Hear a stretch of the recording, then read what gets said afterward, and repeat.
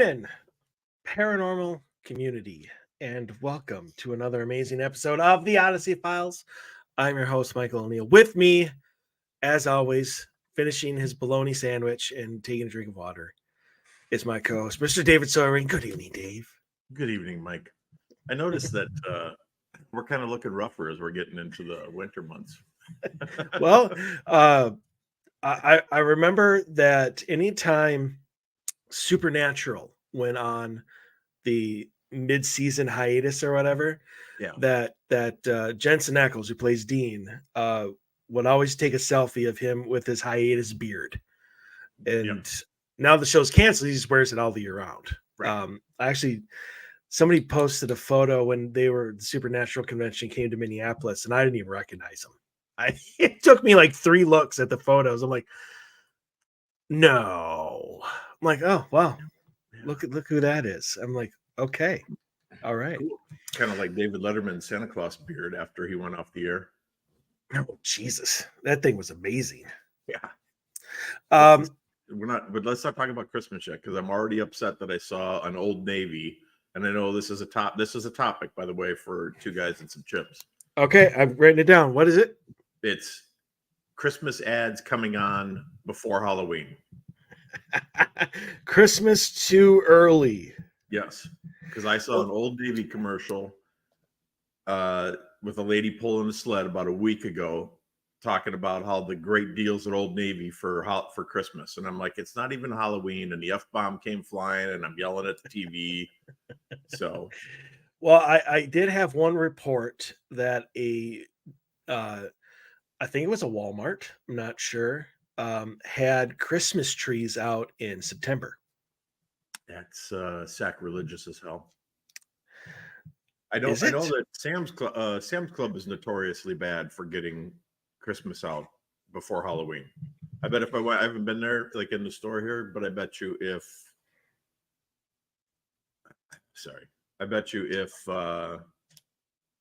you went in there, there'd be Christmas stuff up or out. More than likely. So, good news, bad news. Good news is we supposedly have a great show for you tonight. We have VooDoo Practitioner Wes Armistead that is supposed to be joining us for the entire show. He was supposed to get on with us like 10 minutes before the show and then be here.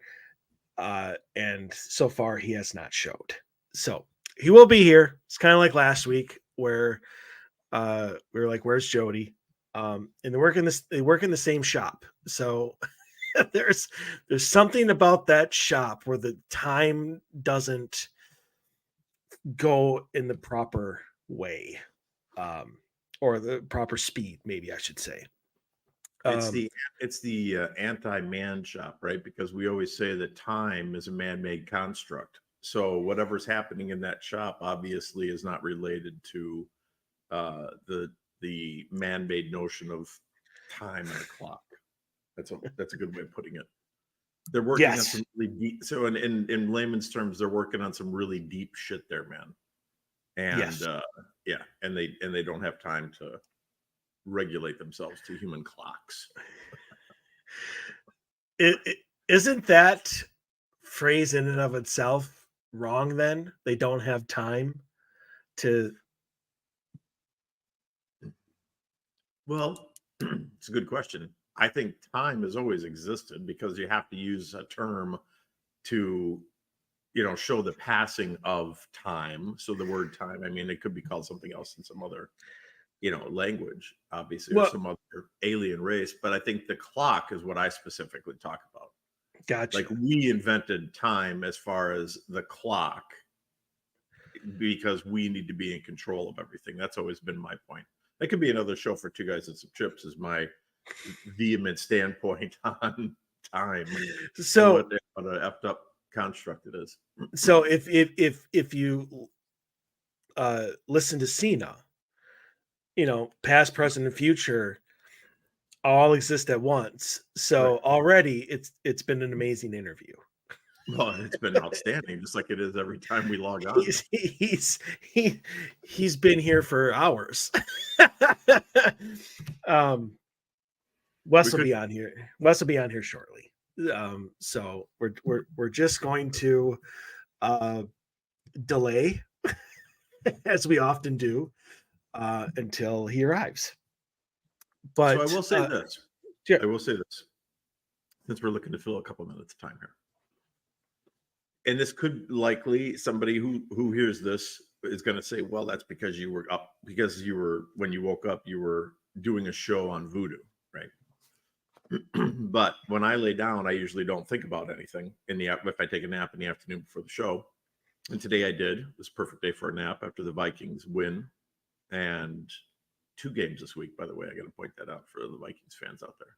Monday Night Football looked phenomenal and looked great today. Defense played well. Okay, moving on now. So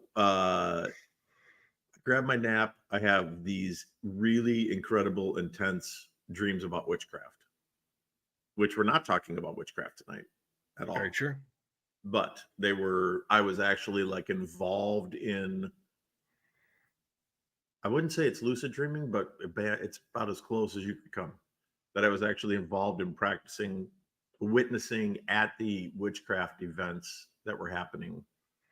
And I don't know how to categorize them because I'm still not that intelligent about witchcraft or the differentiation of witchcraft, but there was nothing that I witnessed or that I understood as bad happening. But there was a lot of like tradition going on, let's put it that way. Like a lot of what's the word I'm looking for, Mike? Rituals. Ritual. There you go. Sorry. Yep. A lot of ritualistic type of stuff. So interesting. Sweet. Yeah, nothing Sweet. nothing bad, but very interesting dream. I woke up and I was like, wow, that was intense. Well, that's interesting. Okay, moving on. So we have a theory that we are going to test out here right now, and we are going to go back into our mailbag from last week. So for those of you who listened last week, you'll know that Dave started to read a story, and then while he was reading, our guest Jody came in, and so once he was done reading and paying attention, we cut him off, and neither one of us got to answer because we went to Jody. Right. So Dave is going to reread that story, and our theory is that while he's reading that story, Wes is going to come in, and he's for the second time is not going to be able to answer that question. Right. And then like I said prior to us coming on the air, if that happens and we're 2 for 2, then this story is going in the archives, and every single time we need something to happen, we're going to pull this story out and read it. So if you hear this story like 8 or 9 times because you're a great fan of the show, I apologize ahead of time, but that might happen. Just so you know. We are finding a loophole in the universe is what we're trying to do. We pulled this story somehow from the ether, and the ether does not want us to answer it. That's what I'm going with. To keep us from answering is going to give us what we want. Exactly. It's like, oh God, not that story here. Okay, guys, here we'll make everything happen. Oh, hold on. No. So do you have it up? I do. Yeah, I'm ready. All right. To go. All right. Let's do it. I'm not going to play the mailbag because who knows if we're even going to be able to answer this question. Yeah, so okay. Just all right. Go on. All right. So this was question number 6 from last week. Are there spirits cooking in my kitchen? Hi guys. So please tell me I'm not the only one that's experiencing this. I'm fairly certain that my house is haunted on some level. I don't know why or what spirits may or may not be here or what the story of the house is other than it was built in 2008. I've never done a Google search on it because, to be honest, I'm a little afraid of learning things that I don't want to know. I live about an hour outside of Phoenix, Arizona in the rural desert. It could be built on a ancient Native American burial ground for all I know. It's definitely native land. I moved here 8 years ago, and with a couple of months of moving in, I started hearing faint noises I couldn't account for. It kind of reminded me of the noises that were at the turn of the century house that I lived in Detroit, and the noises that they would make, like pipes creaking and banging, walls creaking, windows rattling when it was windy outside, steam boiler kicking on and off, etc. Just at much lower volumes here. I've seen things in the past while in Michigan that I could only describe as apparitions. But this current house now has all plastic pipes inside, all electric appliances, electric heat, modern double pane windows, etc. No reason to be hearing old house sounds. It would never be enough to disturb me at night. It was never obnoxious, and I never felt afraid of it. I'd occasionally joke about the ghosts and always just figured it was my super cheap appliances doing weird things, though the dishwasher itself would occasionally turn itself on and run a cycle. Then it happened. I swear I could smell things being cooked in the kitchen. I'm the only one in the house, don't even have any pets inside. I'd wake up some mornings to the distinct smell of blueberry muffins or pancakes. Sometimes I'd come home from work and swear there was a hot pizza waiting for me. There's been times I've caught the smell of marijuana or cigars or a pipe being smoked. For context, I don't smoke at all, and none of my neighbors are close enough for the aroma to waft over. 8 years later, it still happens every few months. In a way, it's kind of neat, though sometimes I wonder if it's simply an odd response from my body for whatever reason. I'm curious if either of you or any of your clients have experienced something similar. Is Wes here? No. Okay. All right. So, this is what I think. And Jody kind of chimed in on this last week, and I'm kind of on the same path as her. And that was going to be like my answer is I think, obviously the house being built recently, we've talked about this before. That doesn't matter. Your house could be 200 years old and be absolutely perfectly fine and never have any type of haunt in any way, shape, or form. It all depends on what has happened at the house. Your house could be 8 months old and it can be haunted because of the land. So it it doesn't matter that the house is only 8 years old. I do like the fact that this person wrote in, and I think it's female. Just also, so I'm going to say her. I do like the fact that she wrote in and actually did some logical thinking about it. Like, hey, when I lived in this old house, there was a lot of things happening, and I chalked it up to these items, which she listed, and then compared those items to this newer house, which obviously makes sense. Like the things that she's hearing shouldn't be happening in the same way. So I think that the actual smells are there. I don't think that they're phantom smells. I think that there's a spirit that's at this house. I don't think that there's anything bad happening at all. I think that somehow, and I don't really have a clear logical answer on this, but somehow this spirit is living its own life in her house simultaneously with her. So she's hearing little noises, like little things that her brain is kind of referencing back to the noisy house in Detroit. She's smelling the things that the lady's actually doing. So making blueberry muffins and pancakes for breakfast, having a cigarette in the house, or the husband smoking a cigar, or a friend coming over and smoking marijuana, or whatever the smells may be. Have a hot pizza waiting for her when she comes home from work one night. So I would say that this is a legitimate haunt in that technical term, although I don't think that there's anything here that is to be concerned of. I think that this is one of those perfect cases where she probably is haunting the lady who's baking just as much as the lady who's baking is haunting her, if that makes sense for people.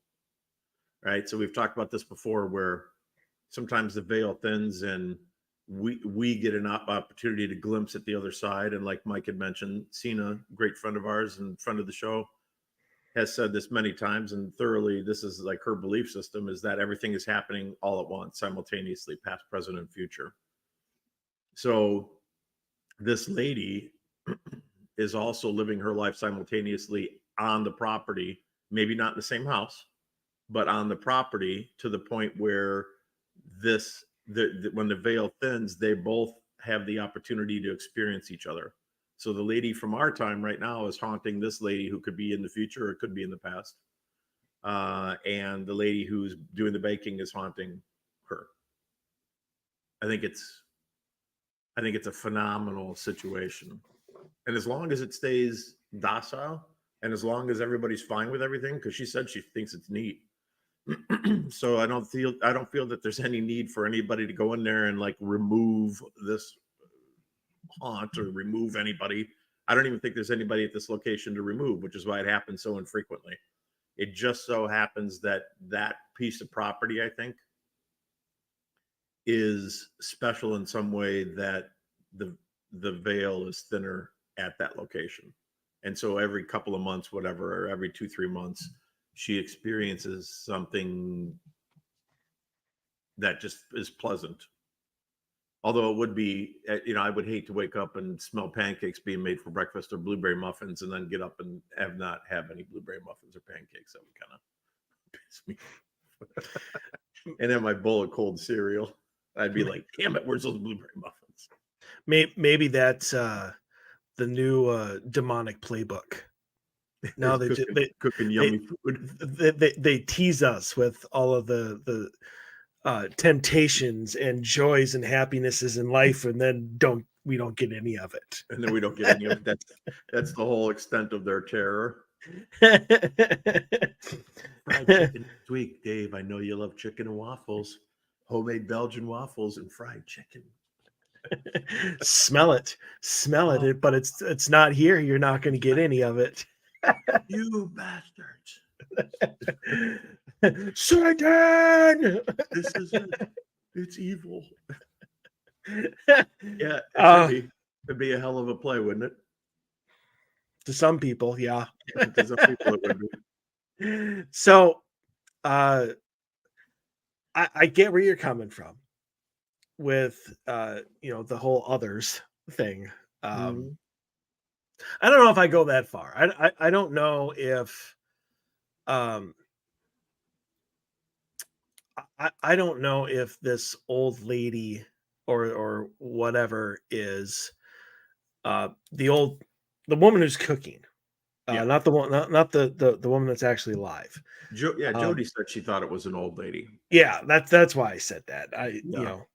So it says it was little old lady. Which is strange because usually little old ladies don't make hot pizzas. Like the blueberry muffin, sure. Correct. And pancakes, absolutely. But right. Pizza, not exactly on she could have ordered. Yeah. What old woman doesn't love Domino's? Yeah. My grandma lived right across from a Domino's. She would spy on it all day long. There you go. But so normally, and I guess I'm being somewhat persuaded or moved to an intelligent haunting because of what Jody said last week. But originally, this just seemed to have all of the classic things of a residual haunt. And I mean, I know you said that you don't believe that they're phantom smells and stuff like that, which is what phantom residual haunting would be. And I say that because there just doesn't seem to be any interaction. It's just every couple of months some new smell permeates the house, and maybe there's some electrical issues and house noises and stuff. But I mean, nothing really seems to be interacting with her. But I can see where you get the whole they're coexisting pretty much. And it just seems that every once in a while, because we all know that time has no meaning on the other side. Right. So what could be blueberry muffins in the morning and a hot pizza at night to a little old lady could be 3-4 months for us. So you have to take that into consideration when you're thinking about what may be going on. I would be perfectly all right with nothing being done At this one of just coexisting, living next to each other. Yes, it's weird. And it's weird. Well, it's not weird. Uh, it's not upsetting, but I mean, it's what am I looking for here?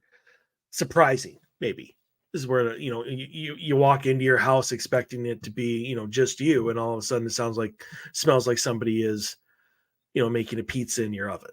Right. Um, you know, so It would I catch you off guard for sure at the first couple of times it happened for yeah anybody, even for me. I mean, I'd be comfortable with it from the very first time it happened. I'd be like, somebody's baking, but that doesn't mean that I wouldn't be walking around the house looking for a logical answer as to why the hell it smells like fresh hot pizza in my house when I just got home. yeah. So I mean, if and it doesn't seem like you're interested in all because you won't even Google your house. Right. um, uh, you could bring somebody in just to find out if it is a little old lady. Is it intelligent? Not to kick him out, not to make him, you know, tether or limit their actions or anything, but just to see, hey, I'm just curious who's in my house. It's all right. It's all right if they're here. I don't care. Uh, it'd just be nice to know.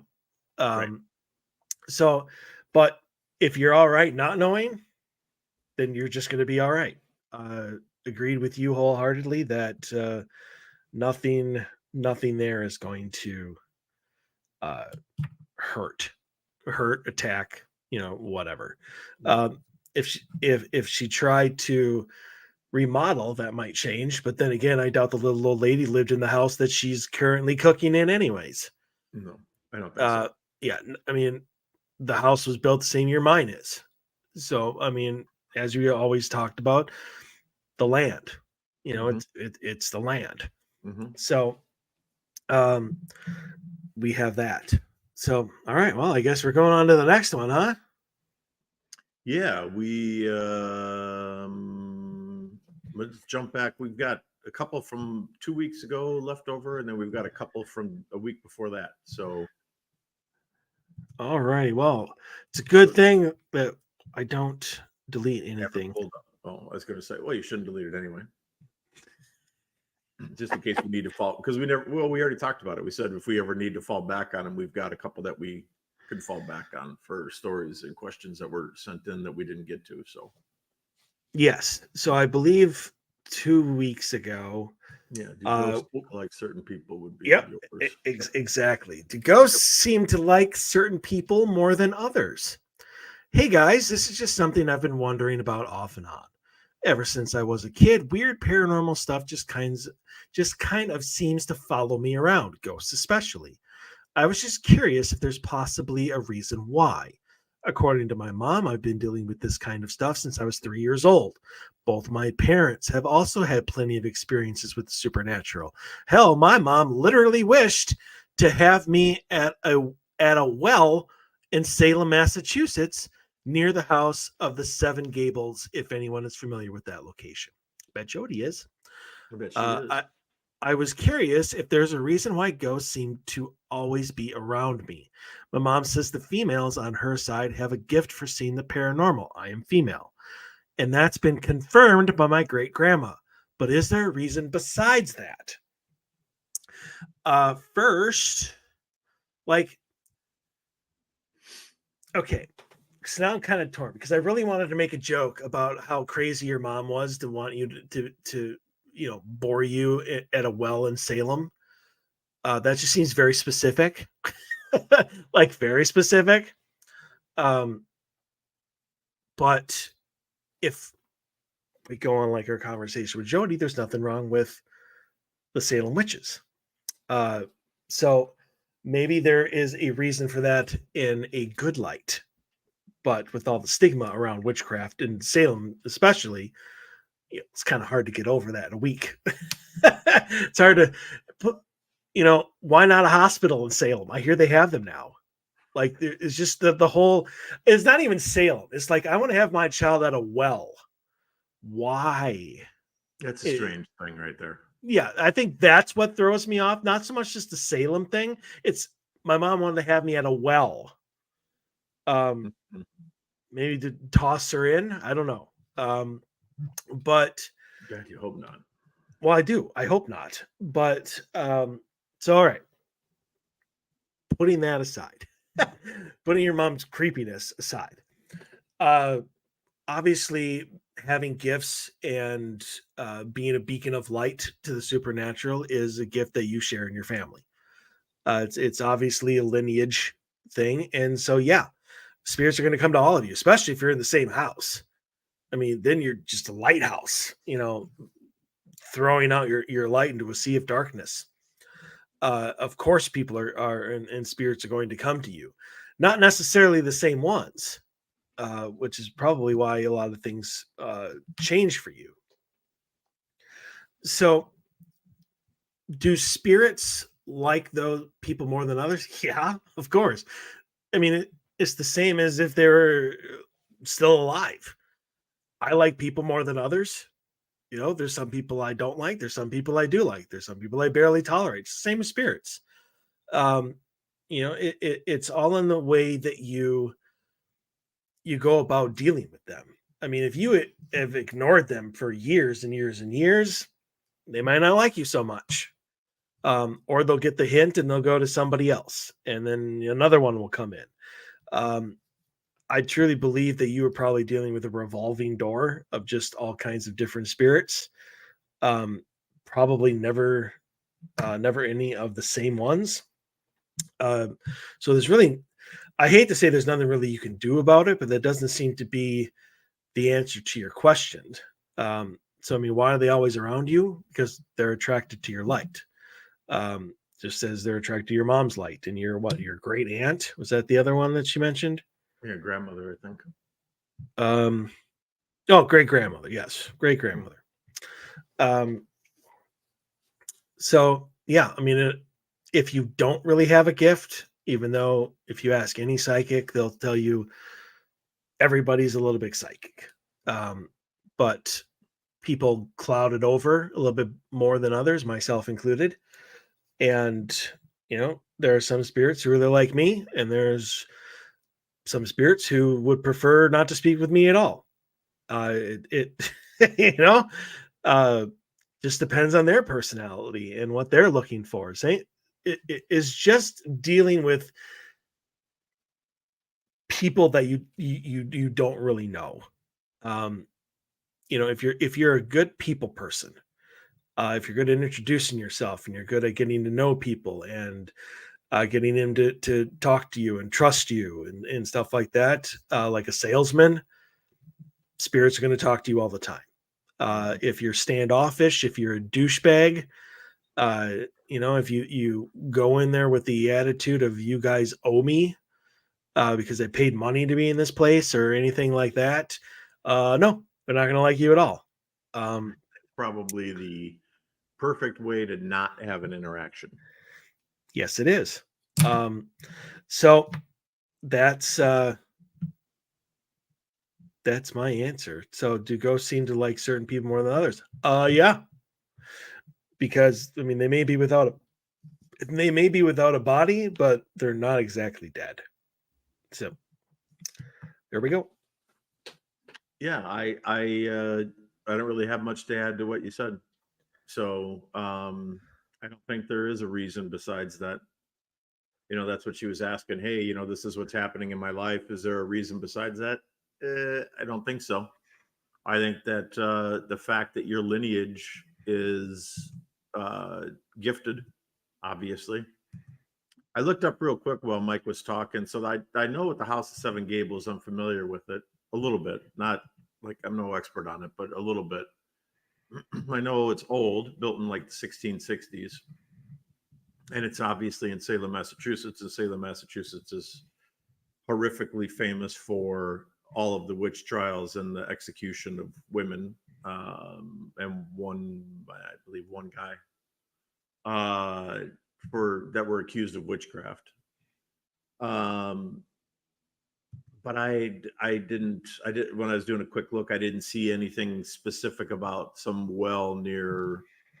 So that has me thrown for a loop. I don't know why your mom wanted to birth you be near a well near the House of Seven Gables. It almost would sound to me like that's ritualistic. Like, I mean, if that doesn't like that to me invokes this image, right? You show up at this well, it's actually a well that isn't just a well like what we're thinking of with an old bucket up on top and a rope, and it falls down to natural groundwater, and you mop it, bring a bucket up. That's not what I'm seeing here. I'm seeing more of a well, like it has an entrance other than the top, and like an underground thing that was dug out. You walk down, you can walk down a path, and then you go into this well, and it's big, and it has like maybe a stone table in the middle. And who knows, probably would have been used back in the day for witchcraft, underground, out of people's vision, right? So out of sight. You could do your ritualistic activities, your incantations. You could do whatever you needed to there.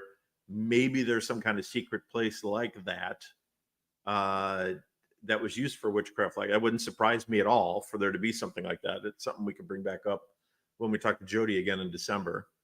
Because I'm sure that there, with her being a Salem witch, I'm sure that there is places like that where they were practicing witchcraft out of the mainstream's view.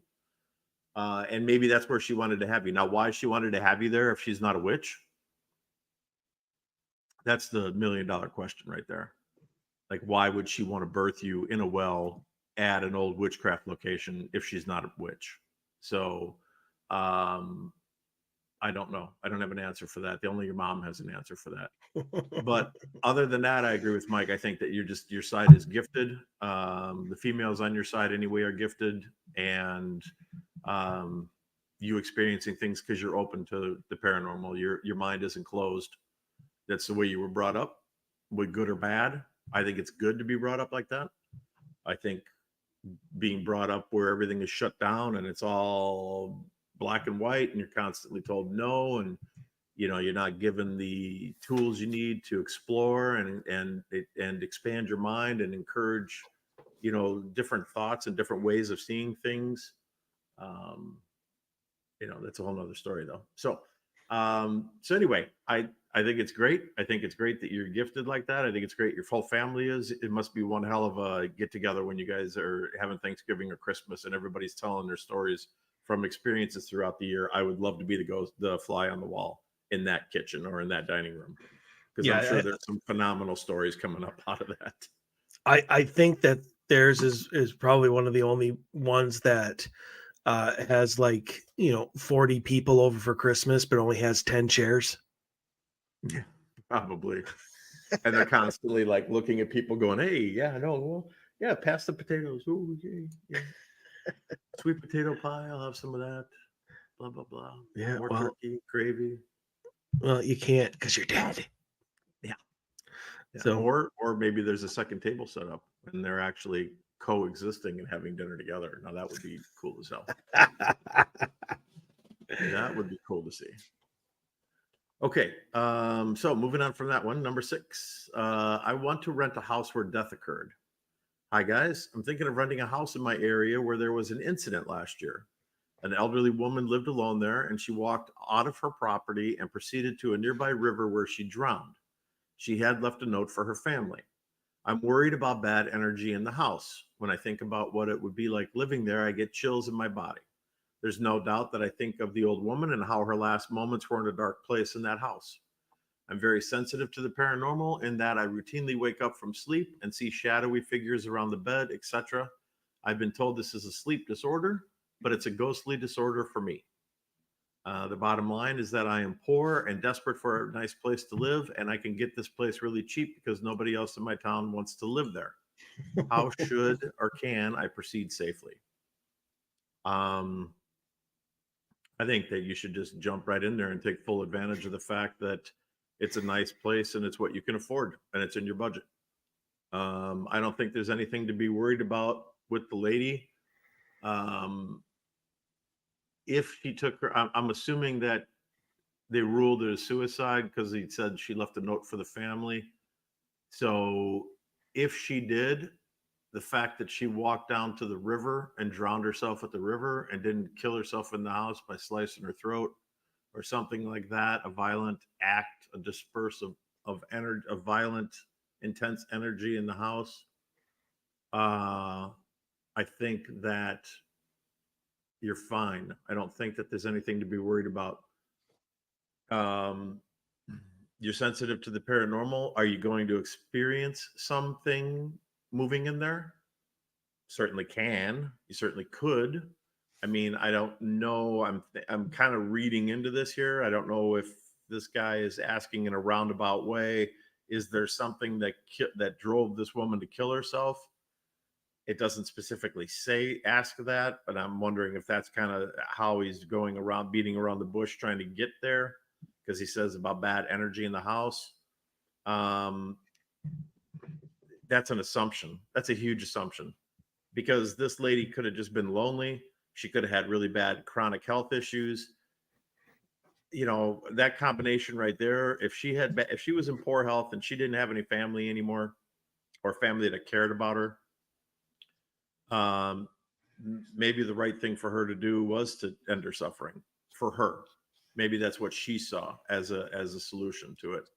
I'll let other people judge her actions, but for her, maybe that was the right thing. Maybe that's what she saw as the right thing to do.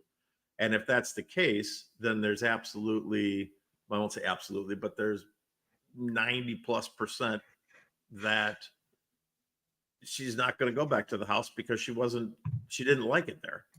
So her spirit's going to move on. It's going to go to where she was happy from when she was younger. It's not going to stay in the house where she was miserable and felt neglected or unwanted and chose to take her own life because of how lonely or sad or whatever she was there.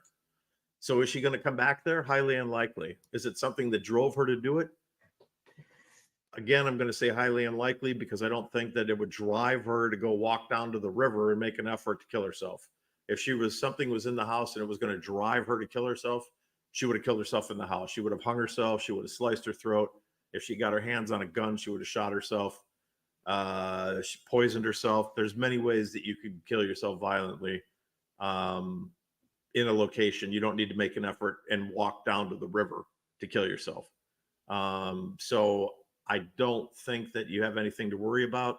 I think the fact that you're claiming to be sensitive, and it could just be sleep paralysis symptoms. It could just be that you wake up and you're not necessarily in sleep paralysis where you're frozen, but that your brain is processing things that you see around the room and it doesn't know how to make sense of it. And so it makes it into a shadowy figure. If you've never been touched, or you've never had any type of personal experience or had your life disrupted by these shadowy figures, then again, I'm going to say that you're not sensitive to the paranormal. That's a rational thing that's happening to you. And I think that you're just making it seem paranormal when I don't see anything paranormal here. So I would say move in, grab it. And then I would tell people that there's all kinds of really horrible things happening in the house and nobody else but you should ever live there. That way you don't have to worry about your rent going up. That would be my advice to you. In fact, I think you should tell the landlord that you're being, harassed by Satan himself and you want your rent lowered. There you go. Negotiate it. Yep. Yeah, that's right. You got that supernatural discount. That's what they call it. Yep. I agree. I think you're making what's the mountain out of a molehill. Yep. Here. All of this can easily be taken care of. I agree with Dave that I don't think this old woman is going to go back to that house. I think she made a conscious choice to end her life, or speed up the end. In the end, for my grandma, she couldn't wait to go. For years, she's like, I'm so ready to go. Like they make that choice, right? I think this woman moved on as soon as she possibly could, and she's not there anymore. If you're at all worried about bad energy in the house for whatever reason, sage it. Like, that is what sage is for. Like, we constantly tell people, don't use sage to clear the house. Use it Right. to bring the energy down, to calm the energy into place. That is what sage is for. Um, so this would be the prime opportunity, or the prime example for the use of sage, and just clearing out the house. And and if you don't feel once is good, do it once a week for a month. It's going to get a lot better for you.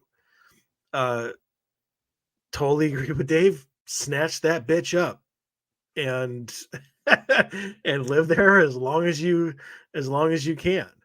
um Exactly. I mean, and if for whatever reason there was something in the house, or there's whatever, that this woman was influenced in some fashion, and now it's going to come after you.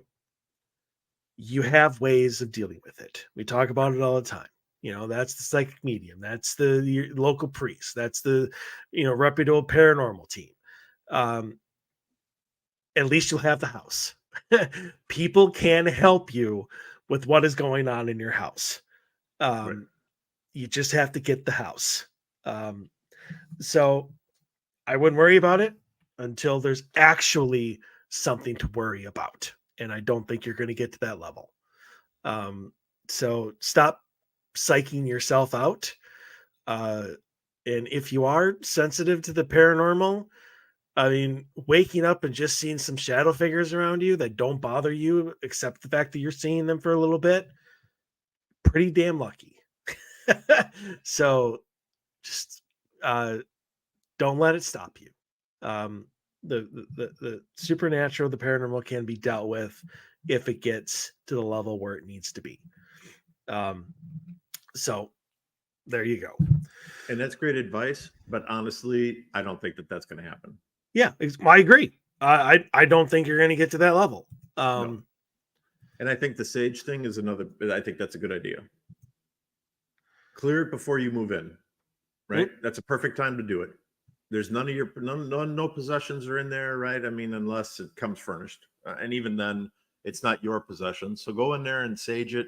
If you don't know how, look it up, educate yourself, and I say that with a grain of salt. If you're poor, is why I'm saying that. You've already said that you're poor and that you can barely afford to live there. So if that is the case and you can't afford to have somebody come do it, or somebody's going to charge you to do it and you can't afford it, then educate yourself, and it's okay. There's some good stuff out there. You just got to dig through the crap. So read a lot before you do it, and then sage the house properly yourself with good intent, and just raise the vibration level there. Play music when you first move in. Claim the space as yours. Walk through the first thing you do when you walk through the front door. Say hi. I'm blah blah blah, and I'm the new owner of the house, and I'm looking to have a very peaceful time here. And go in there with that. Don't go in there confrontational. Like, don't say, if you F with me, I'm going to kick your ass or something stupid like that. Just go in there and say, I want to, and if you go in there with that intention, and I'm not doing the whole love and light spiel here either. But what I'm saying is go in there with the intention that it's your house, it's going to be your property, your space, and you want it to be peaceful. And you're asking for it to be peaceful if it already isn't. If there's something there, that will probably get a reaction, because whatever is there is going to have something to say about what you just said. So if there's something there, you're probably going to get a reaction off of that, and then you kind of know where you're at. If nothing happens and everything's completely fine, man, enjoy it. And like I said, hold on to it for as long as you can. Offer to buy it from the guy for, like, pennies on the dollar. Just be like, yeah, you don't ever want to live here. This place is just hell on earth. I mean, I'm getting dragged out of bed, like, down into the cellar every night. yeah, you've ever seen Paranormal Activity? Yeah, Based off me. exactly. Yeah. Don't have Yeah. burned pictures of myself in the attic, and I've never even lived here. I don't understand how that happened. uh all right, well, we got to go back 3 weeks now. Yeah, I was gonna say, because yeah, so we got to go back to the 8th. So yep, I think we should move down to number 6. There's something demonic in my house. I don't know You what like to do. that one? Well, No, I mean, did we there do number? Do we got time? Okay, yeah. So do you want to do 6 and I'll do 7 since it's your turn? is it my turn? Yeah, I just read the moving into the house. Oh, all right. Well, then, yeah, I'll do 7 right now. Okay, you do 7 and then we'll backtrack and I'll do 6 because you don't All want to right. read the long one. You want to read the short one. Nothing to do with it, but Yeah, I it think does. whatever. So, do you want me to do 6? I can do 6. No, that's fine. Do 7. All right. Number 7. So I'm thinking. So in my insanity, and that's the greatest way to start any paragraph. Mm-hmm. When you're talking about the paranormal. Yep. So, okay. So in my insanity, I'm thinking of visiting a graveyard. I know exactly what graveyard I'm going to. I've struggled to get up to speed on my driving, but I want to visit my local graveyard where my grandparents are buried. I know exactly where they're at. Unlike some graveyards, theirs doesn't have a closing gate. There's a brick wall with an opening. My grandpa was a strong father figure to me. Watching cancer break him and make him feeble tore my soul to pieces. But my thing is, I'm always working. So my best time is late at night. So I'm curious, have either of you been to a graveyard at 12 to 3 a.m.? Have you experienced anything weird? I'm trying to not be scared to go. All right. So I have like 3 different answers for this one, or 3 different like levels. First, I it's fine if you want to visit your grandparents. It's fine if you want to bring a recorder and try to get some answers from them. Maybe have talk to them or whatever. Chances are, though, they are not there. Just because their bodies are buried there, just because their tombstone is there, does not mean that they are there. So the basic, the odds are very, very small that you are going to get the spirits of your grandparents to speak with you. So if that is the reason for like your main reason for wanting to go, I mean, do it once. I wouldn't get my hopes up, is what I'm trying to say. Second, going to a cemetery is not bad as long as you go with the right intent. We go all the time. We've talked about this. Hell, one of our shows in the last like couple months was about a 2-day investigative event where we showed all of our evidence from visiting 2 cemeteries 2 nights in a row.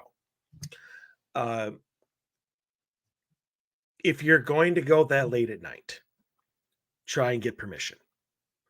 Um, uh, Especially if you're talking about an actual graveyard. Uh, so I've mentioned this on the show before because it's a recent uh, information thing that I've gotten is that graveyards are attached to churches, cemeteries are not.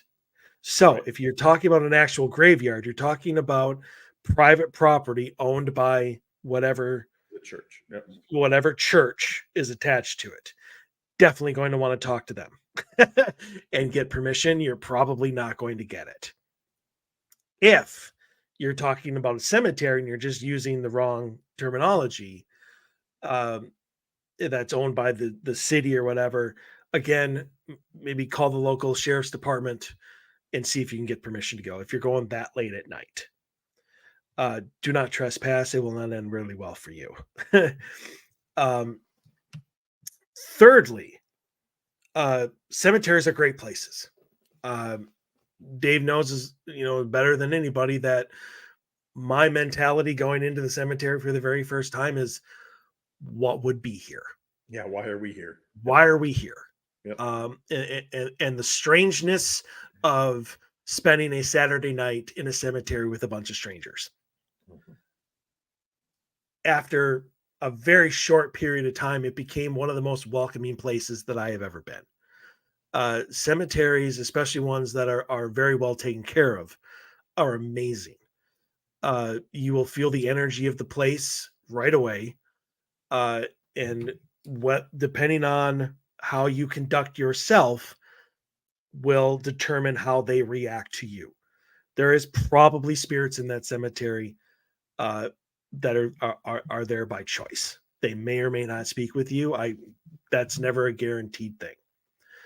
I just again I would not get your hopes up that you're actually going to speak to your grandparents. They speak to somebody, probably not them.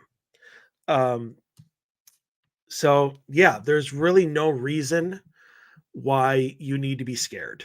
Uh, Again, it's the whole dark cemetery things, the stigma around the cemeteries are spooky, and honestly, for your first time, it is going to appear that way. But as you sit there for a little bit longer and get used to the dark, that will all go away. And you will start to understand that there's nothing there that is going to uh, harm you as long as you are there again with the right intent. And if it's just to communicate with your grandparents, I don't think you have anything to worry about. I agree on a majority of that. But Certainly don't trespass, right? yeah, And I think I would say that if it's attached to a church and your grandparents, I'm going to assume that they were an active part of that church. That's why they're buried at that graveyard at that church. I would say that if you approach them in a way of, I'm just able to drive. I was really close with my grandparents. I'm just able to drive. I really miss them. I work 2 jobs. The only time I can stop by is like on my way home from work, but I really want to see them. Would you mind if I came by to see them after work at 1 o'clock in the morning on Thursday? You know, I don't think that the preacher, pastor, whatever denomination it is, whatever, is going to have an issue with that because you're being upfront. You're not there partying. You're not there to damage anything. You're not trespassing. You're asking permission, and you're not going there to investigate. You're just going there to talk to your grandparents. So that's what I don't think you're going to have an issue with that. Certainly, if you're going to a cemetery, you could just call the county and talk to the sheriff's department and tell them the same thing. Hey, I'm just able to drive. I want to stop by and see my grandparents. This is the only time I can do it. So I'm going to be there. I just wanted to give you a heads up. Again, I've never, ever, ever had a problem with that. It's always been like, hey, okay, thanks for the call. We appreciate you letting us know. So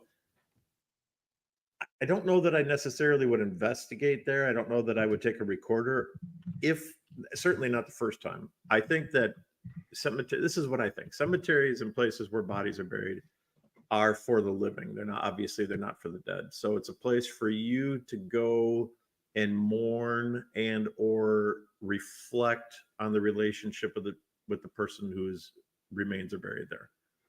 That's what you're going to be doing. That's what this person's going to be doing to me. That's what I feel in this case, is that she is going there to uh, just say hi to her grandpa, and just, wants to be where his physical remains. Dave, you froze. Your grand bedroom or your living room or the kitchen or whatever, and you're just as likely to get a response and interaction as you are with going to where his remains are buried. So, but I understand the need to go, or the desire to go, and that you want to have some closure. Maybe it's closure for you and you want to have a good cry, and let it all out, and you want to do that where his remain. I get it 100%. Go do it. Get your permission and go do it, and walk out of there letting some of that baggage go. Have we ever experienced anything weird and been in the cemetery at 12 to 3? More than I'll ever admit to anybody. Because otherwise Well, let's seem just like say yes total and weird. move on with life. Yeah. Yeah, I wouldn't be scared. To be honest with you, the only thing I would be scared about going into the cemetery at that time would be the human being factor that might be there. Somebody might be there causing mischief, or might be there partying or whatever, and then might be an ass to you, or be disrespectful, or act like a bully or whatever, And so the human factor there would be the only thing you need to be scared about. If you pull in and there's no other cars there and you don't see any lights in the cemetery, you're perfectly fine. Go do what you need to do and have your moment with your grandpa, and say hi to your grandma too, obviously, if she's there. Assuming she is, and and get that baggage off your chest and enjoy yourself. It's not a scary place. I know the movies make it to be a scary place. I've been to a few. I've been to a few cemeteries where the energy's off for some reason, but for the most part, they're very, very, very calm, peaceful places. Gotcha. All right. Well, we are going to go to intermission. Yep. And when we come back, we'll see what we're going to do then. All righty. We'll see you on the other side.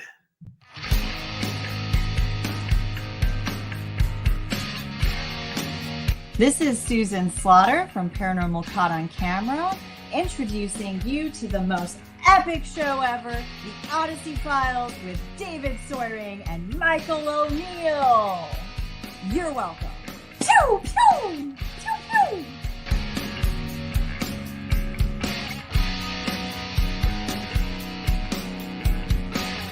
Hey, this is Grant Wilson from Ghost Hunters, and if you ever have time that you never want to get back, spend it listening to Mike and Dave on the Odyssey Files. This is Heather Taddy of Paranormal State and Alien Highway. I can't say that the Odyssey Files are out of this world, but Mike and Dave are quite abductable.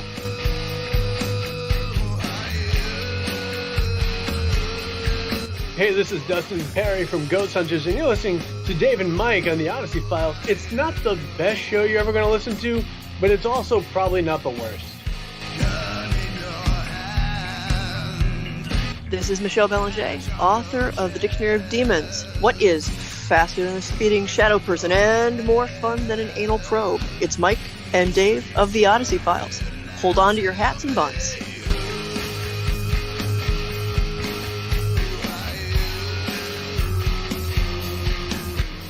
This is Elizabeth Saint. You know, in my journeys I've confronted an over 1,000-year-old demon from the depths of Shepherdstown. But then, you know what happened? I came across Mike and Dave. And hot damn, nothing could have prepared me for the Odyssey Files. My second favorite radio show. I love you guys. And we are back and still guestless. So what we're going to do now is do this last story. Yep. And then if Wes still has not appeared, I figured some Halloween facts, weird trivia about Halloween might be in order. Good with that. I'll just be nodding my head a lot with you. Yeah, I agree. That's amazing. Because I'm all voodooed up for tonight. On yeah, my no, topic me. Voodoo, So, but I will say this, and I have not.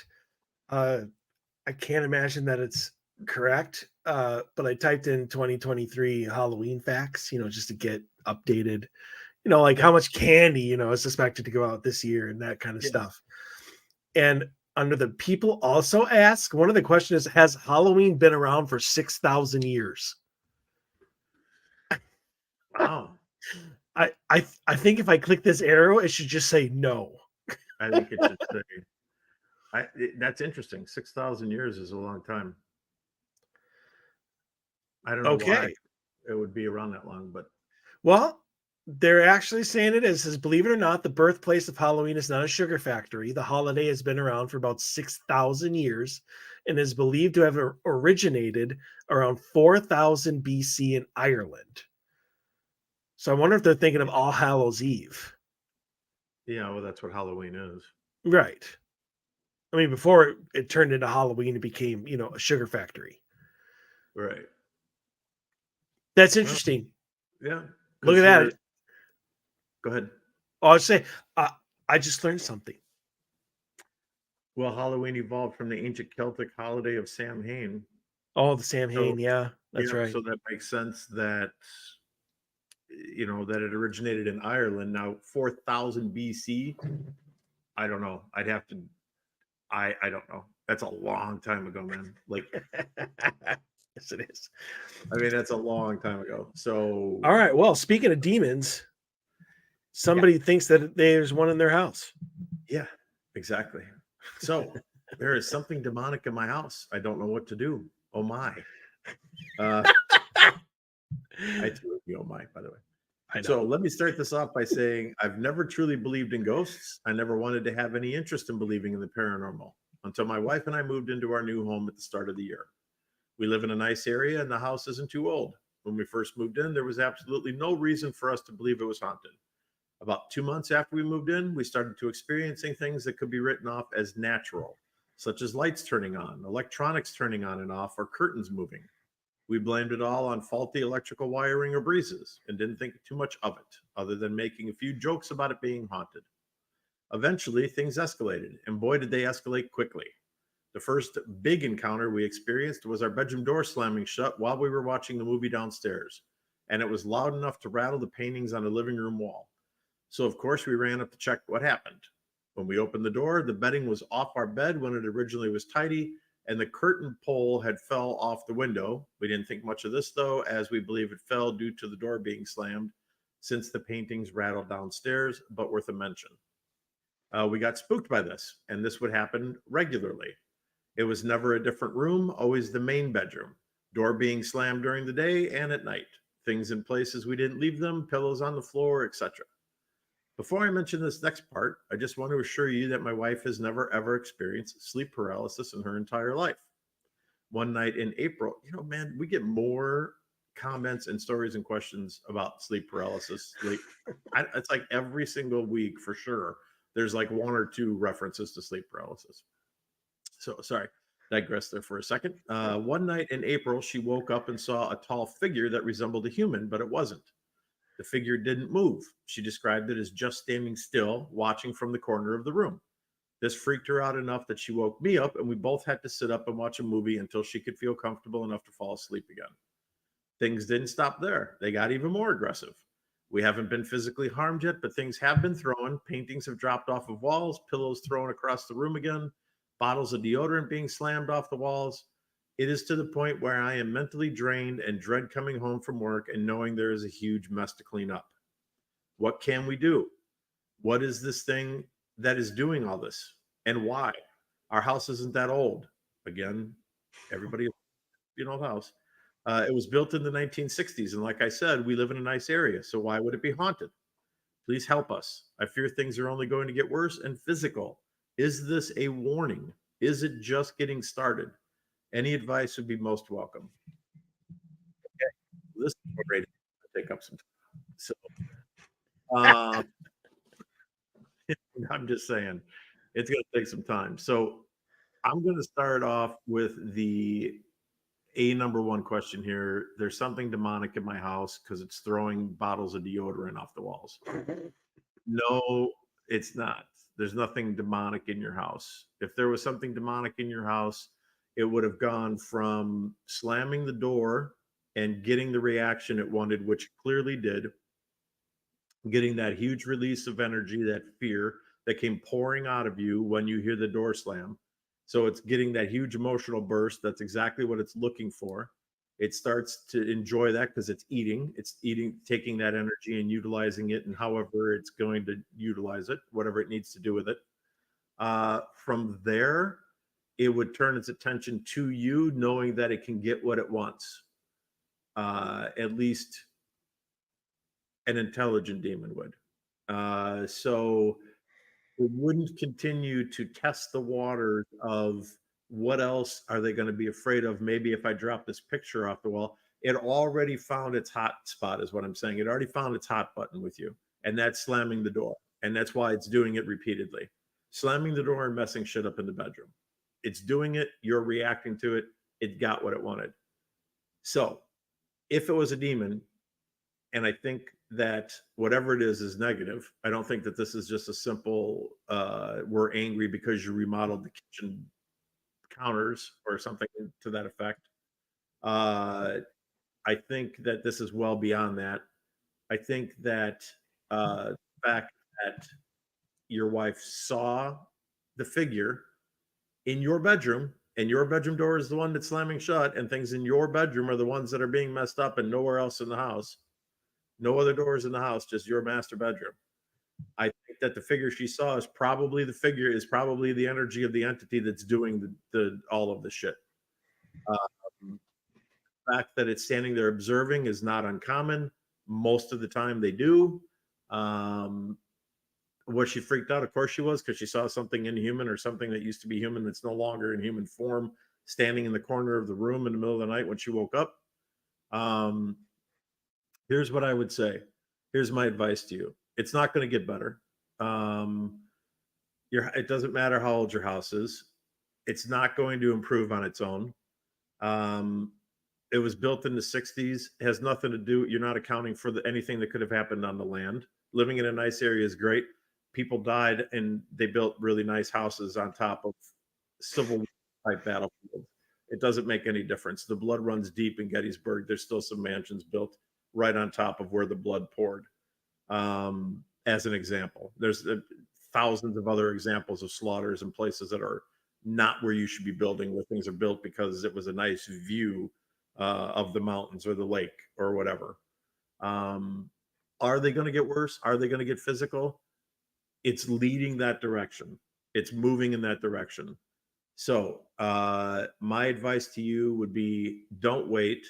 I would get a qualified paranormal team in there ASAP to document what's happening in case you need documentation. In case it does go that way, and you need to go in and have an exorcism of the property done, and you need to have it sanctioned if you're going to do it legitimately, and you're not going to call 1-800-exorcists.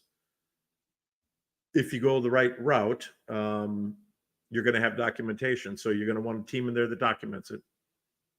And then I personally would highly recommend bringing in a very qualified psychic medium and finding out exactly what is wrong and what the anger is. And when I say, like, I would reach out to somebody like the Dead Files, or reach out to Amy Allen, or reach out to somebody she recommends, or somebody the show recommends that is qualified, that is proven, that has done this before. And I would have them come out and find out what's going on, because something in your house is upset that you're there, and it's not going to get better. It's not just going to go away on its own. It's just getting worse. It's escalating. Those are your words exactly. They escalated quickly. So it's going to continue to escalate. Is it going to turn to physical harm? I don't have an answer. I hope not, but I don't think that's off the table. So I think this is a serious case. I think that you should get help ASAP. If it were me, I wouldn't be sitting around waiting. If it were me, I would not be saying, man, I'm just tired and I'm mentally drained of coming home and having to clean up the house. I mean, there's already a war going on, and there's already a fight here going on. It's already happening.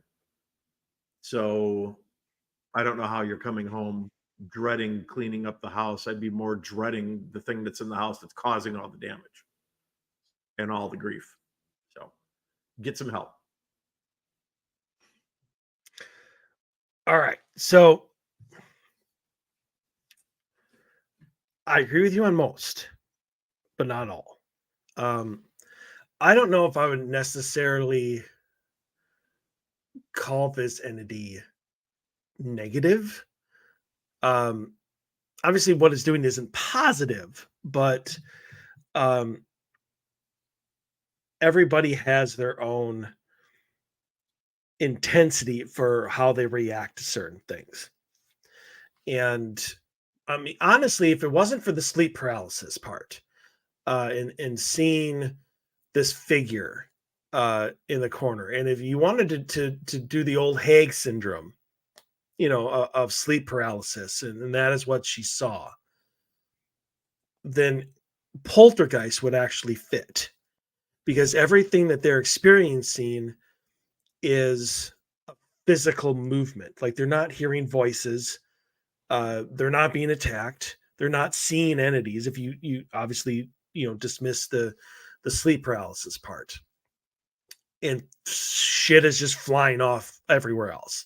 Like that's textbook poltergeist activity. If obviously what would throw that out the window is if you actually saw the entity in the corner. Like that wasn't sleep paralysis. She was just scared to death and she saw the figure in the corner. That would change things. So any entity, I should say any entity, if a spirit of, let's just say, a former homeowner or somebody else in the neighborhood who likes that house or whatever, or wants to make that house theirs, has enough knowledge and experience in morphine, they can appear however they want. So if they want to appear like a non-human type entity, they can. If they know that will scare the crap out of them. The fact that it was just in the corner, not moving, really just makes me think that that might be imagined. Like that might actually be like the old Hague syndrome. Because you would think that if it was seen, it would have reacted in some way.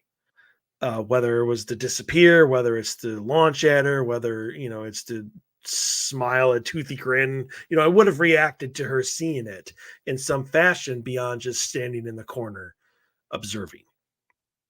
But this to me definitely, it's not demonic. We can both agree on that one. I agree with you wholeheartedly, though it is not going to get better. Whether it's a poltergeist, whether it is an entity, just leaving it alone, it's only going to get worse, because it's going to get more and more energy from probably your wife. That whatever it's supplying it's going to get more and more, which means it's going to react more. Or if it is, let's just say, a former homeowner, somebody who's very territorial, hates the fact that you're there and wants you gone, and is just pissed to the living hell that there's somebody else in their home besides them, they're going to keep getting more aggressive until you actually leave. So yes, you definitely need to get somebody in there. Somebody needs to figure out which way it is. If it's an entity, it can be dealt with. If it's a poltergeist, it can be dealt with. Definitely a experienced and reputable paranormal team. Like there are paranormal teams that maybe have been around for a year or two. They have the right mentality. They just want to help, but they won't have the knowledge and experience that you're going to need. So you're going to want somebody who has got 15, 20 years experience, that will have come across something like this, or get a medium that will be able to come in and let you know who it is, but make sure that they are credited. Don't just, I've said this before, don't go to, Bob's mediumship, down on Main Street with a palm in the window and think you're going to get a good, a good service. So definitely get some help to determine exactly what it is you're dealing with, and get it soon, because I agree. Just being like, I don't want to go home because then I have to clean up is not the mentality to have. No. like you need to get this taken care of, like, fast. I don't know if you will ever start getting attacked, but can it? Yeah, it can definitely start going to that direction if whatever is there is intelligent enough and sees that throwing shit around the house isn't enough. Soon you will wake up with bruises. It'll toss you out of bed instead of just your pillows and blankets. It will do stuff to harm you. So yeah, that's my answer. And that does it for the mailbag for this week. Mailbag. And still no Wes. That's all right. Let's move on to I found a good website, so let's move on to the Halloween stuff. Halloween facts. Halloween. 46% of Americans plan to make jack-o'-lanterns in 2023. That is 154 million Americans plan to carve. Low. It's actually up 2%. 146 million did it last year. I can't believe that it's less than 50% of people carve pumpkins. They're a bunch of lame asses. I wonder, like, Sure. Well, I got to put that into perspective. So, and I'm not going to bother looking this up. We're going to throw this into the future ether for our Christmas show. What are the number of households that put up a Christmas tree as compared to the number of households that carve jack-o'-lanterns for Halloween? I bet we could do that for 2022. I mean, like right now. I mean, if you want to look it up right now, that's fine. And while you're doing that, I'm going to throw out this fun fact. This year, Americans are purported to spend $3 billion on candy to hand out for Halloween. Oh, yeah. Yeah. Halloween spending in the U.S. reached its all-time high in 2022 with $10.6 billion planned to be spent on the holiday in total, up from $10.1 billion in 2021, according to the National Retail Federation. Good for them. I think that's great. $10 billion. That is a injection into the economy that keeps America rolling right there. That's a lot of candy, though. $3 billion. No wonder we're all fat and diabetic. Yeah. I still laugh and chuckle anytime, somebody talks about like they can't drink eggnog and stuff like that. And I keep going back to Chris Rock's thing about how there's too much food in America. And he's like, there's too much food. There's so much food. We're allergic to it. He's like, there is nobody in Rwanda that's lactose intolerant. Very true. Okay, so here we go. Although we love the smell of fresh pine, the majority of Americans display an artificial tree. 47% of households, and only 24% of households have a real tree. So are we looking at like 73% or 71% or whatever of America puts up a tree? No, only 47%. And well, of that 47%, 24% put up real trees. Well, they said the majority of Americans display an artificial tree, 47% of households to be exact. So 47% of households put up an artificial tree, and 24% of households have a real tree. Oh, okay. Never mind. I was taking that 24% of the 47%. No. So we're actually looking at 71% of households in America put up trees. Okay. Real or fake. All right. So Santa's getting a little bit more play than Skeleton Jack. Well, I mean, if you look at it like this, Christmas as opposed to Halloween, adults get presents too. See, if adults want candy, they either have to buy it for themselves or steal it from their children. Yeah, I mean the deal with being an adult and being able to drive to a store is being there the day after Halloween and scoring all the half price Snickers bars. Yeah, and sweet tarts. That's the deal there. Don't take your kids Halloween candy. They worked hard for it, especially like this year. If you live in, it's like this year again. Like we just got hit with this cold snap here in Minnesota. So like it came roaring in, and for the 10-day forecast, it looks like it ain't going anywhere. It looks like we might be locked into basically cold weather now until next July. So regretfully, the kids who have been all excited about planning their costumes and everything else, all of that is going to be hidden underneath winter coats and hats because at Halloween night it's going to be 20 degrees. I've actually Sucks. I'm really looking forward to Halloween this year. I usually don't. Usually you don't. I was going to say that's kind of strange. Well, because I'm going to be out working. So, and I'll be in my UPS uniform. So I'm going to bring like a pillowcase on Tuesday. And as the kids trick or treat and I deliver to residentials, I am also going to trick or treat as the UPS guy. And people give me more candy because I'm giving them a box in return. I think what you need to do there is you need to wear your body cam and actually record that shit. Because there can be some absolutely phenomenal responses to you showing up with a pillowcase dressed as the UPS guy trick or treating. That might be worthy of editing a half-hour worth of segment put together and drop it on YouTube somewhere. That just might be classic Halloween fun right there.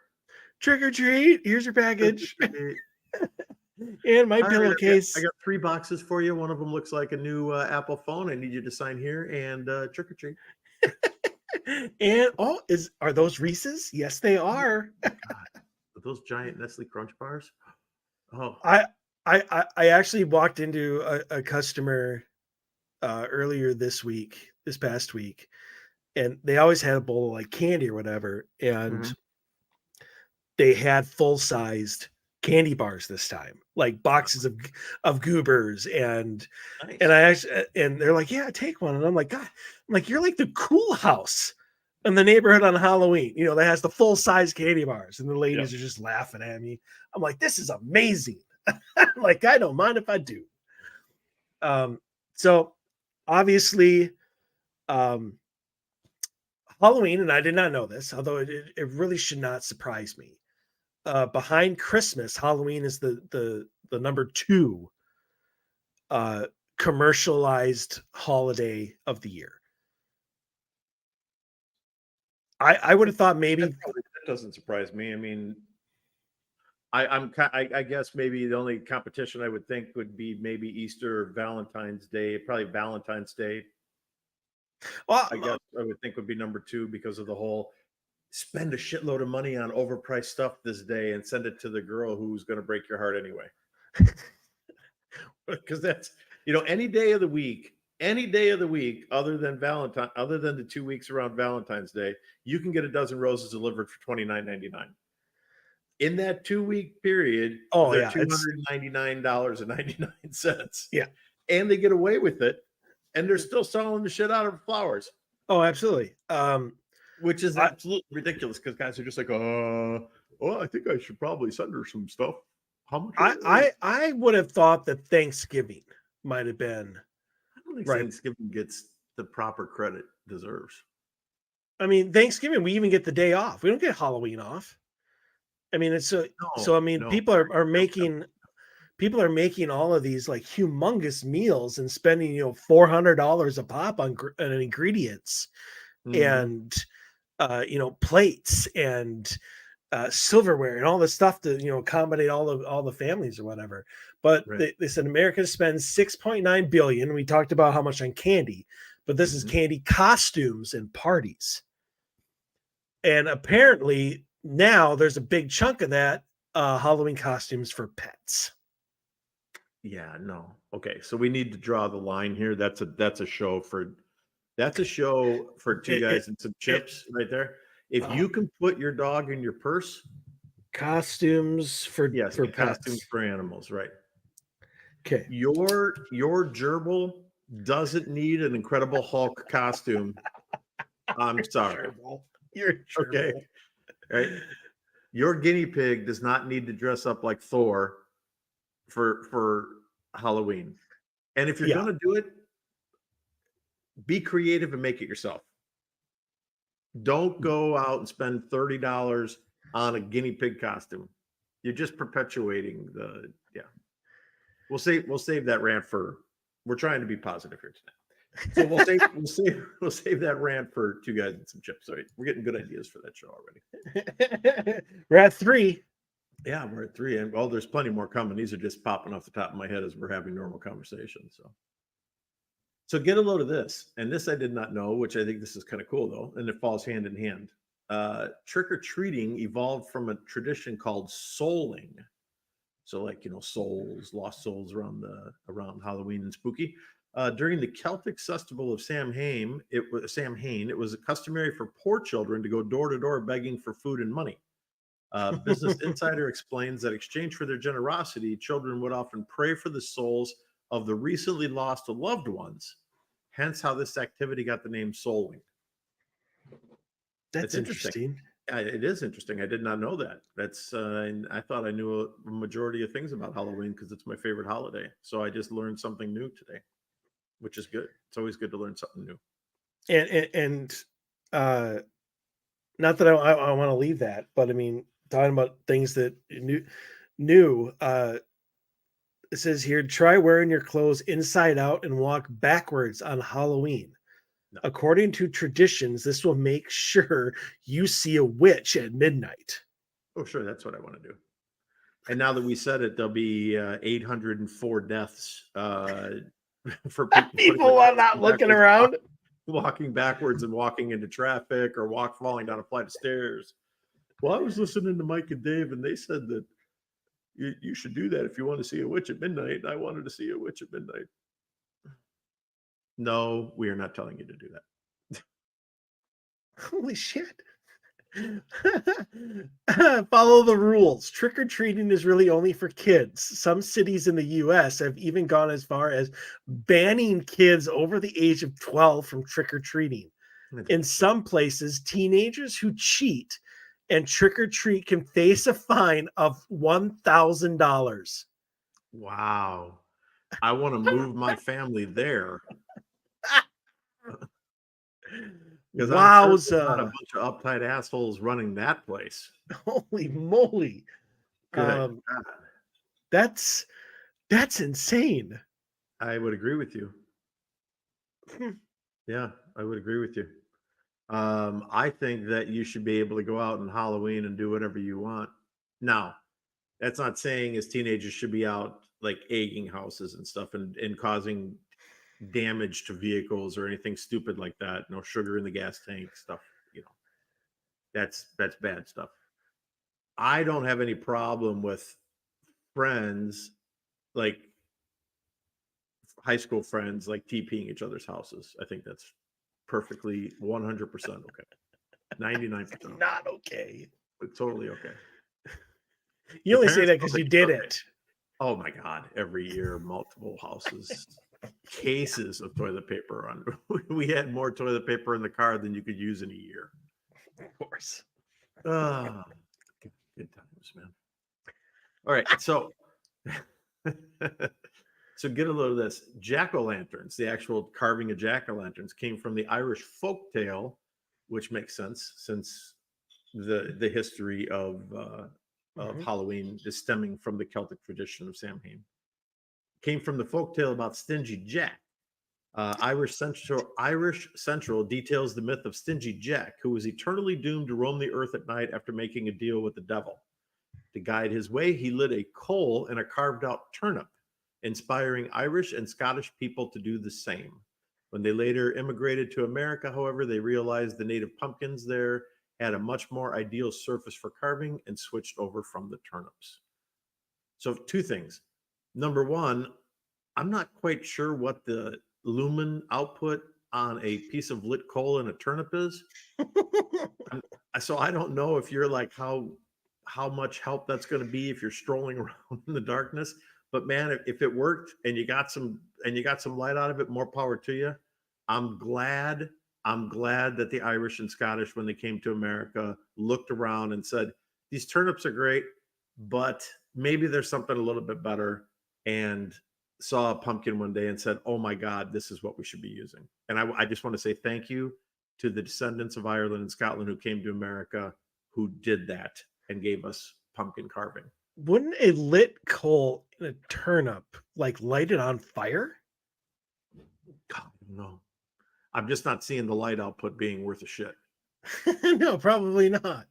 And I think it would cook the turnip for certain, because a piece of coal burns pretty hot, and it burns for a long time. So I would think it would definitely cook the turnip. Yeah, I don't know, but we're digressing. Thank you for the Irish and Scottish people for seeing the glorious pumpkin and being like, now there's what we should have been using all those years. F the turnips, man. We should be using these big orange things. These are great.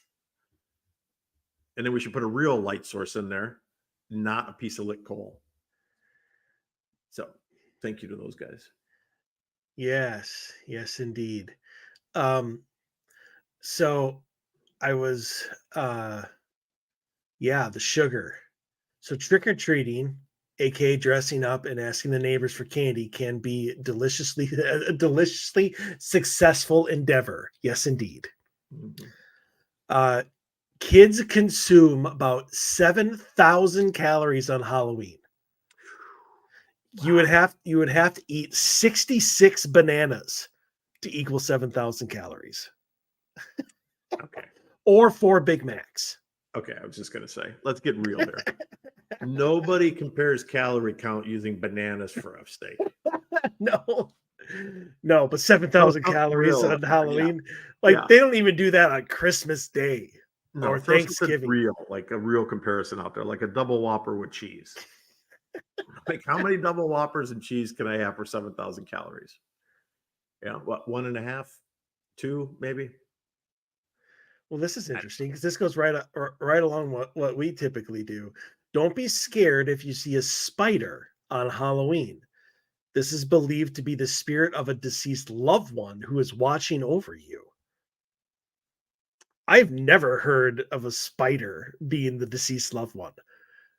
No. Like birds, obviously, and maybe a domestic animal, a stray cat or something like that. Yeah. But never a spider. No. No, I've never heard of a spider being a loved one watching over me either. And I'm going to say that a majority of people, if they saw a spider of any reasonable size,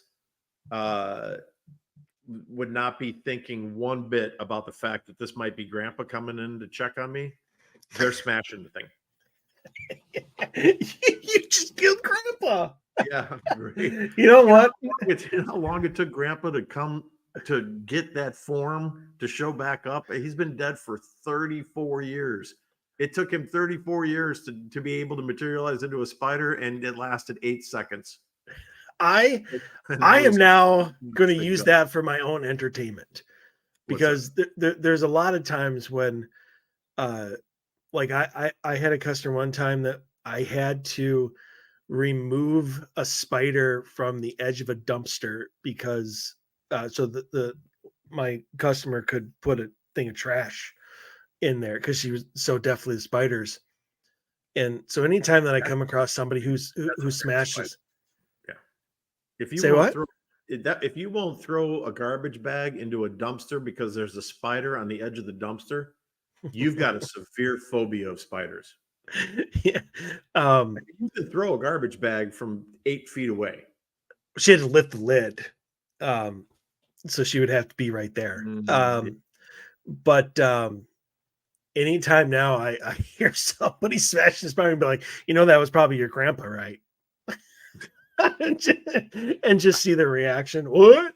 Well, didn't you know that your loved ones come back as spiders in order to say hi and revisit you and make sure you're okay?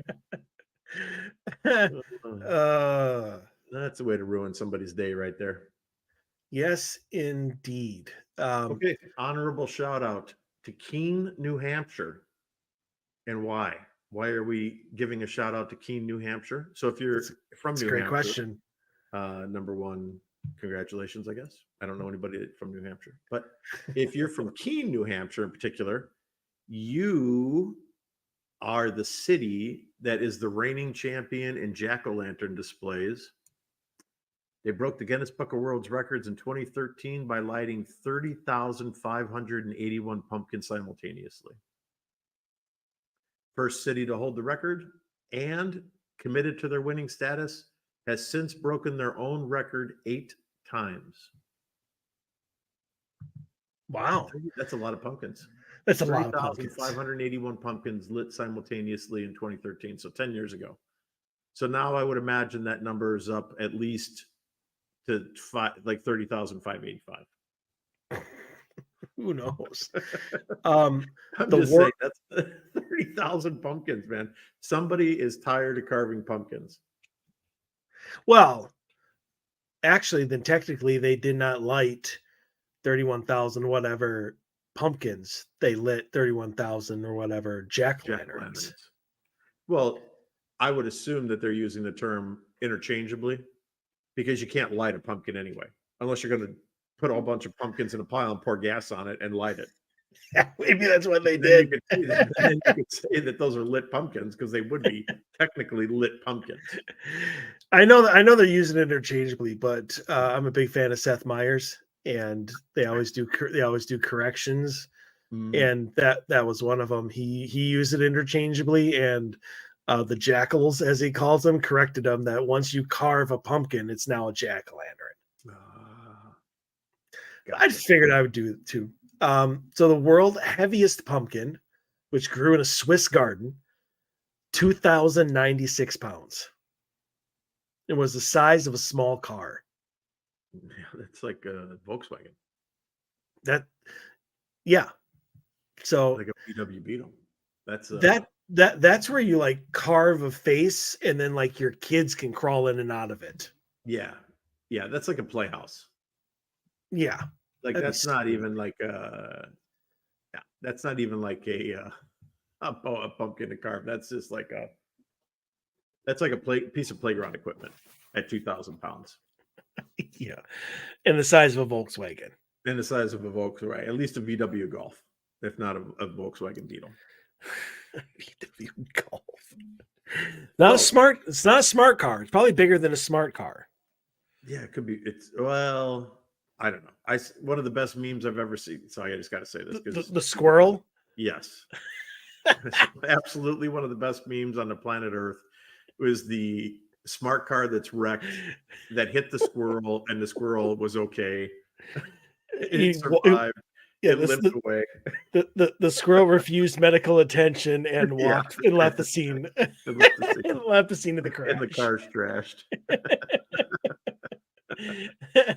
One of the absolute best meme. I mean, that and the orb meme kind of, top 3, top 5 for sure.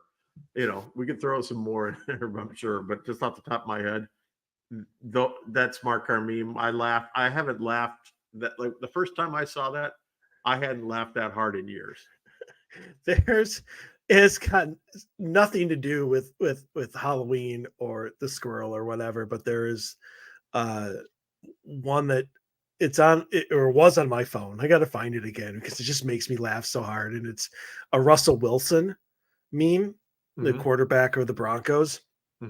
And it has a picture of him getting corn rolls, in his hair. Yeah. And the caption of it is like, Russell Wilson looks like the worst undercover cop in the history of the world or whatever. And then it has like a saying from him. And it's like, good day, criminals. May I please have 2 drugs? That's classic. It's just so funny. Yeah, I can't see him corn rolls. He just is not a corn roll guy. I'm sorry. No, he's really not. But I will throw this one in there because it just popped into my head. And I think we saw this kind of together, or at least closely together, time frame wise.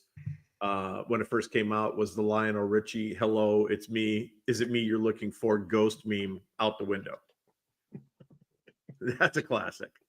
Like, whoever thought of that, that was a good meme. Right? I agree with that one. Yeah, that was the Steve and Jason and their this is the ghost of Lionel Richie. The ghost of Lionel Richie. Yeah, out the window. Yeah. Hello, is it me you're looking for? So anyway, getting back to Halloween. So Halloween has its origins in the ancient Celtic festival of Samhain, which we've already talked about that. Mhm. So the celebration to end the harvest season. So obviously All Hallows Eve. I mean, that was what it was for. Yep. So back then, the Gales, Gaels, the Gauls, Mhm. the Well, Gales, I think that'd be Gaelics, like short for Gaelics. maybe, well, probably, Yep. believe that on October 31st, the boundaries between the worlds of the living and the dead got a little blurry, just like a Mhm. Bigfoot photo. Mhm. And the dead would come back to life and wreak havoc among the living. One way to scare the dead: wear costumes and masks. Yep. Scare them back. Scare them back. Too bad that won't work on zombies. That was going to be one of my topics for tonight, and I'm really disappointed that we didn't get to that. You're going to ask Wes about zombies? Well, zombification is from voodoo. That's where the whole thing originated. That's where zombies came from. Was the ancient practice of voodoo in Haiti zombifying people.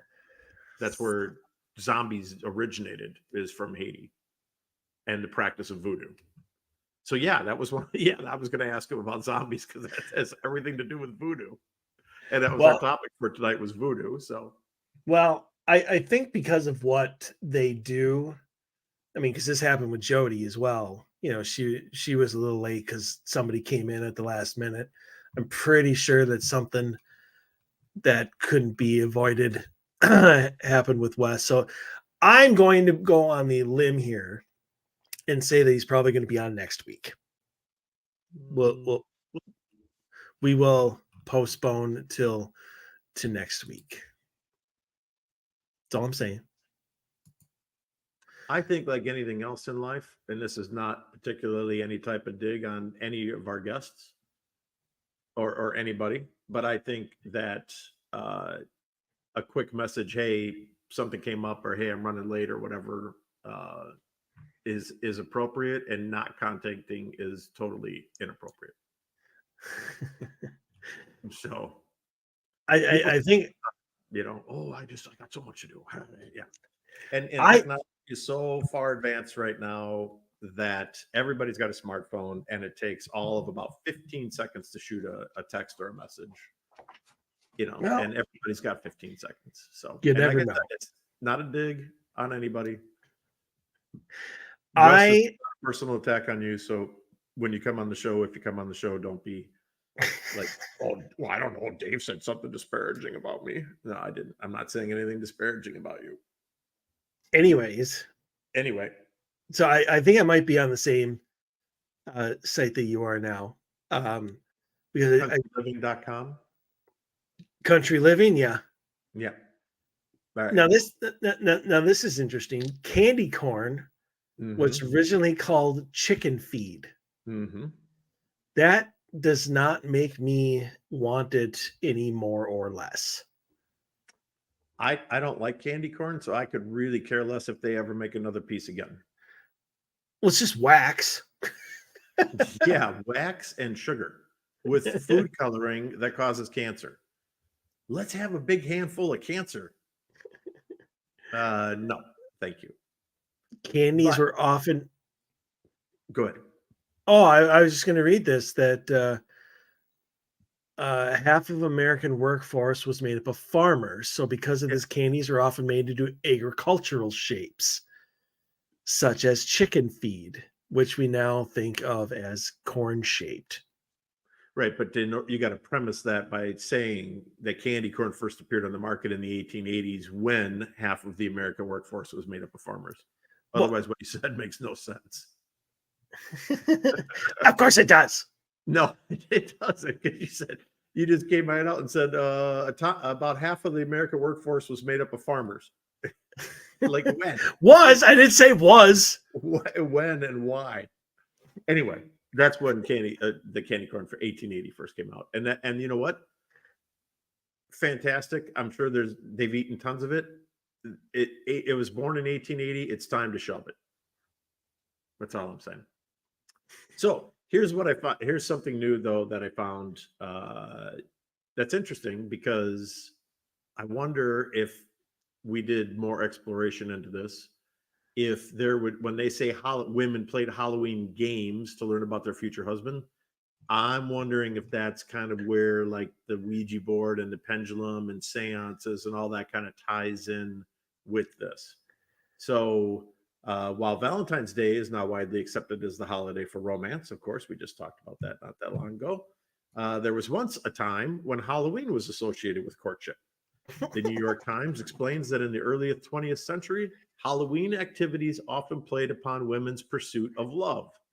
One game involved cutting off an apple skin and tossing it over her shoulder, with the landed peel said to indicate the first initial of her future suitor. I don't know. Cutting the skin off of anything makes me queasy. Cutting the skin off an apple makes you queasy. Well, I mean, if it's done for like the pursuit of love, a woman cutting the skin off of anything makes me a little makes you a little uneasy. Makes me little butterflies in your stomach. Yeah, and not out of love. No. No, when you come home and find the rabbit boiling in the pot on the stove in the kitchen. Yeah, I never heard of that before.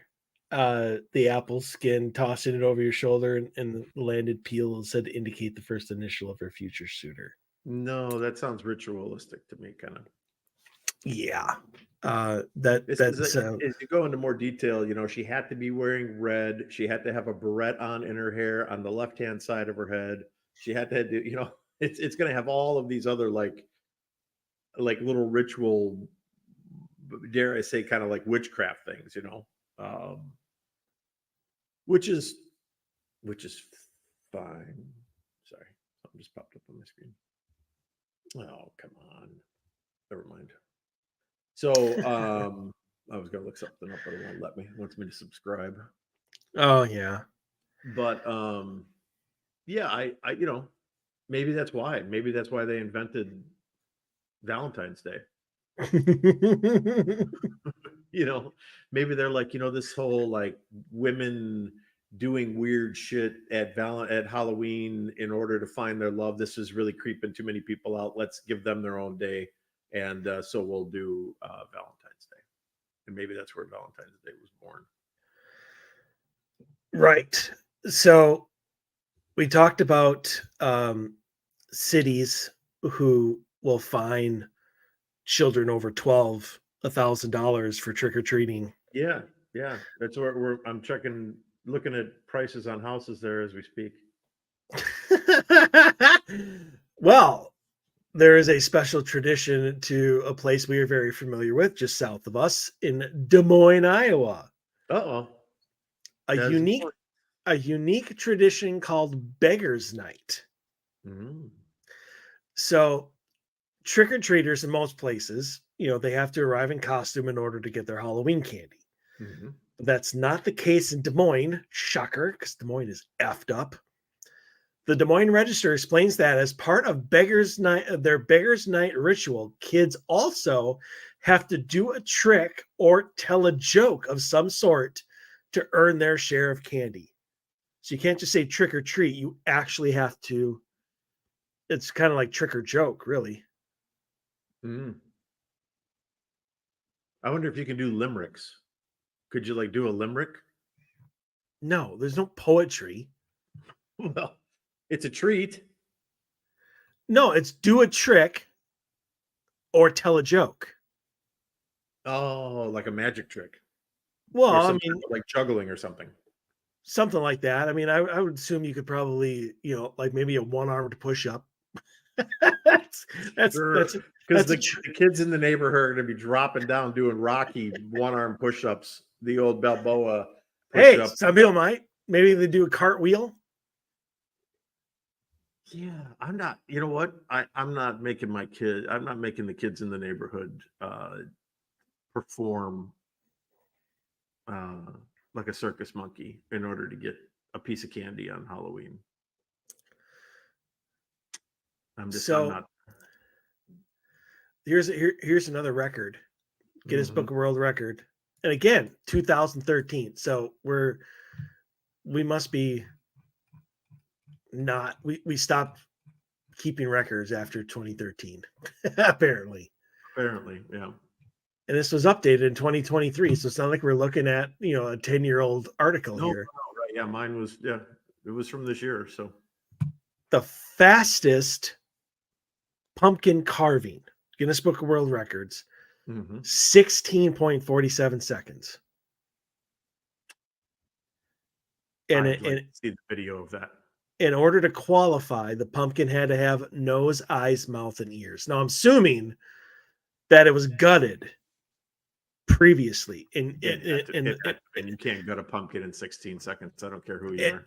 And so what it was is you had to cut out the shapes to make a jack-o'-lantern as fast as you could. And so 16.47 seconds, this person did nose, eyes, mouth, and ears. I'm going to say it happened with a chainsaw. I don't think so. That would be hard to do, especially since chainsaws are really big and pumpkins are not. I don't know. Pumpkins are good. You just told me about the 2,000-pound pumpkin. Yeah, this is bad boy with a chainsaw. You could hit that bad boy with a chainsaw. Yes, in fact, I think it was probably recommended. Yeah, hitting it with a carving knife at 2,000 pounds is probably a little underkill.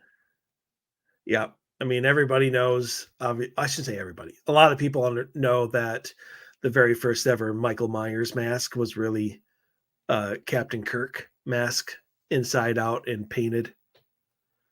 Was it? You knew that?